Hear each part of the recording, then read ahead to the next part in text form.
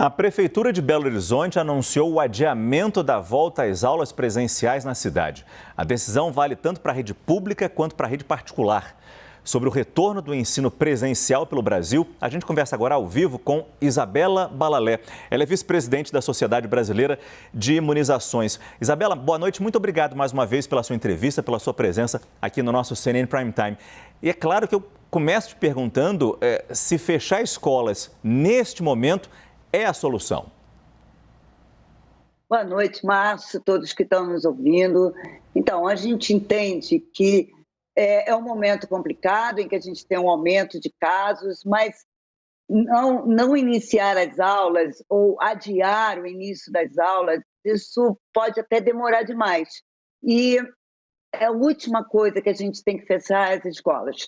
A Unicef diz que atrasar o início das aulas ou deixar de abrir as escolas, fechar as escolas durante essa situação de circulação da Ômicron pode ser um problema muito grave, mais um problema grave em relação a essa parada para as nossas crianças e adolescentes. A gente até entende que lá no começo da pandemia as escolas ficaram fechadas e como as crianças sofreram com isso, sem dúvida nenhuma, mas eu imagino, e eu queria na verdade a sua resposta, é que era um mistério muito grande, a gente não sabia realmente o impacto que essa doença teria entre a população e colocar crianças numa sala de aula com professores, ou quando não tinha vacina ainda, eu imagino o risco que havia, mas agora o cenário é diferente, né? Exato, o cenário é diferente. Os países como Estados Unidos, os países da Europa, Reino Unido, Canadá, todos eles já estão bem à frente de nós, né, com essa situação da Ômicron, aumento de casos, inclusive em crianças. Nenhum deles fechou a escola. O Reino Unido mostra claramente, né, tem esses relatórios, que, claro, aumentaram os casos em crianças, como em qualquer lugar, mas a grande maioria, a fonte dessa infecção é de casa, é domiciliar.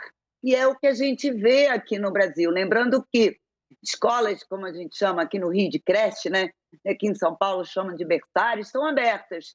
E a gente não vê surtos nessas escolas, mesmo nessa situação da Ômicron.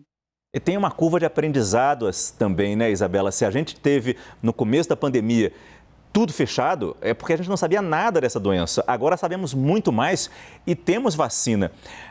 O que eu queria te perguntar é como, enquanto a gente não consegue vacinar todas as crianças, todas essas 20 milhões de crianças que nós temos na idade para ser vacinada, tanto com a vacina da Pfizer quanto a Coronavac do Instituto Butantan, como ter segurança para essas crianças? Como ter segurança nesse retorno às salas de aula? Então, é importante que os pais entendam que, nesse momento, mais do que nunca, é preciso não negligenciar sintomas. A escola é um ambiente seguro, graças aos protocolos, o uso de máscara, que não acontece nas ruas, né, no social, o distanciamento mínimo aí de pelo menos 1 metro entre esses alunos, e a vacinação. Então, como você falou, Márcio, a gente lá atrás não sabia nada, né? E a gente fechou as escolas entendendo que, como a gripe, as crianças seriam as principais transmissoras da Covid-19. A gente já sabe que isso não é verdade. Criança transmite como o adulto transmite. A preocupação era com os adultos, que já podem estar com a terceira dose. Então, uma dica importante também para esse retorno seguro é que os adultos da escola, sejam professores ou toda a comunidade de adultos, estejam com 3 doses da vacinação. É claro que não vamos abrir na dependência disso, mas a gente precisa orientar essas pessoas, porque sem 3 doses o risco da Ômicron é muito maior do que com 2 doses. Esses são os cuidados, né?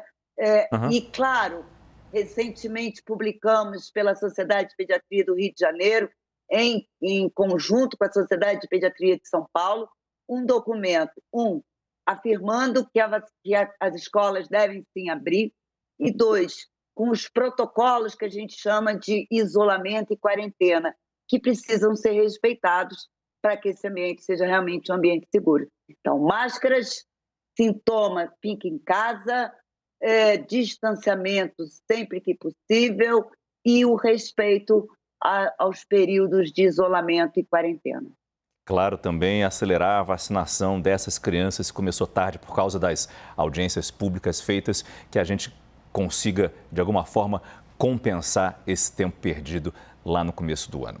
Isabela Balalé, vice-presidente da Sociedade Brasileira de Imunizações. Muito obrigado pela sua entrevista aqui no nosso CNN Prime Time. Boa noite. Boa noite, Márcio. Boa noite a todos. Obrigado.